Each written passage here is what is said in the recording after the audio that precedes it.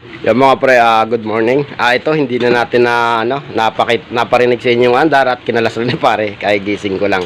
Bali iniwan ng mayari nga pala to. Ayan o, tropang PTC to. At babalikan niya to mamayang hapon. Kahapon pa iniwan to. At nag-iwan na lang ng pera, pambili ng piyasa. At ako na lang bibili ng piyasa mga pre. Kaya papakita natin dito mga pre kung ano yung mga pinalitan natin. Okay, tingnan naman natin yung sa labas yung gagawin natin. Ito mga pre, ito yung isa pa natin gagawin. Start ko lang para marinig yung andar. Start muna.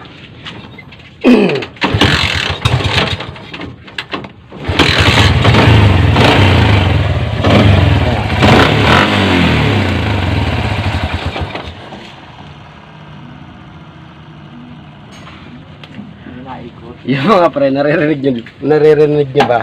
Umiikot.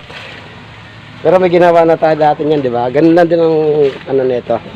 Ang problema, magkakalas tayo ng cover sa kanan. At yung centrifugal, malamang sa malamang lumuwag yung tornilyo or natanggal, tapos yung kunya kinain niya na. Kaya may bibilin tayong pyesa. Okay. Yung mga pre, ito na, kalas na.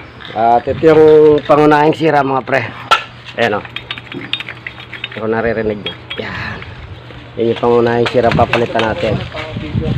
Tapos lahat ng oil seal papalitan natin. Yan, shoutout nga pala sa mayari. Andito na. Gandang lalaki Yan, mga customer natin. Para si CJ, si boss Yan. Bali ito nga pala, ipare-retrieve yung drain plug kasi ano na, medyo lost thread na medyo pa lang naman. Okay, tingnan natin yung ginawa natin sa labas. At yun tingnan natin. Yan mga pre, ito na. At pinakalas ko na nga ito kay parang Ronald. At yun.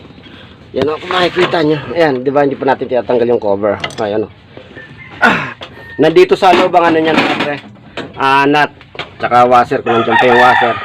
Malamang sa malamang, hindi nahigpitan to. Kaya ang ano niyan, yung kunya niyan, papalitan natin at hahanapin natin yung natitira kasi baka kumalso sa gear niya. Ayan. Dito sa loob yung nut at saka washer. Ayun, ang kunya, ito. Ayan tanggal na. Nakita niyo ba mga pre, kalahati na lang. Kinain pre. Ayan, bibili muna tayo ng piyesa.